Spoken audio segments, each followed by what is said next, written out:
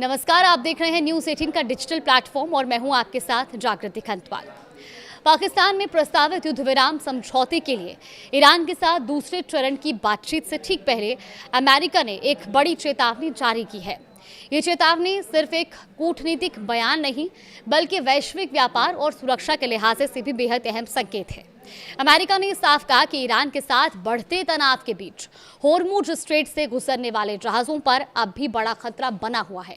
हालांकि सीमित स्तर पर जहाजों की आवाजाही जारी है, लेकिन हालात सामान्य नहीं है। अमेरिकी रक्षा विभाग पेंटागन के secretary of war Pete Hegseth ने इस स्थिति को और स्पष्ट किया। उन्होंने कहा कि जहाज अभी भी इस रास्ते से गुजर रहे हैं, लेकिन जोखिम पहले से कई ज्यादा बढ़ गया है। उनके शब्दों में यातायात हो रहा है, लेकिन ये उतना ही नहीं है जितना लोग चाहते हैं और इससे पहले से ज्यादा खतरा भी है। अब सवाल है कि ये खतरा आखिर क्यों बढ़ा। अमेरिका का सीधा आरोप है कि इसके पीछे ईरान की गतिविधियां हैं और खास तौर पर तेज रफ्तार वाली छोटी नाव का इस्तेमाल और व्यापारिक जहाजों को धमकाने की घटनाएं। हेगसेथ ने कहा कि ये जहाज सिर्फ कमर्शियल हैं, लेकिन फिर भी उन्हें निशाना बनाया जा रहा है।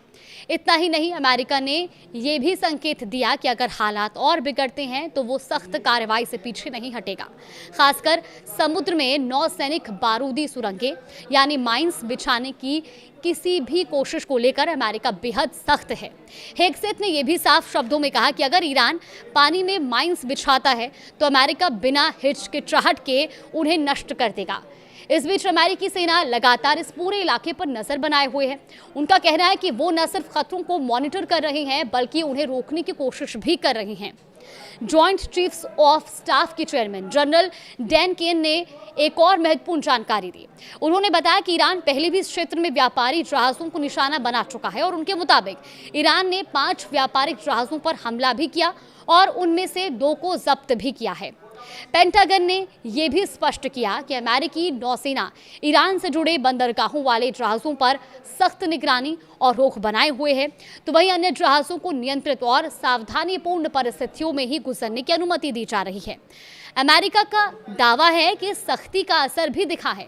उनके अनुसार इस कार्रवाई के बाद आगे हमलों की कोशिशों में कमी आई है और साथ ही एक स्पष्ट संदेश भी दिया गया कि ये कोई प्रतीकात्मक या दिखावटी कदम नहीं बल्कि एक गंभीर और प्रभावी रणनीति है। तो कुल मिलाकर होर्मुज स्ट्रेट इस समय एक ऐसे मोड़ पर खड़ा है जहां हर हलचल का असर वैश्विक स्तर पर पड़ सकता है। एक तरफ कूटनीतिक बातचीत जारी है तो दूसरी तरफ सैन्य सतर्कता अपने चरम पर है।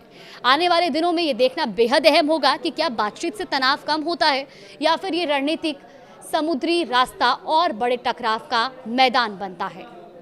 नमस्कार।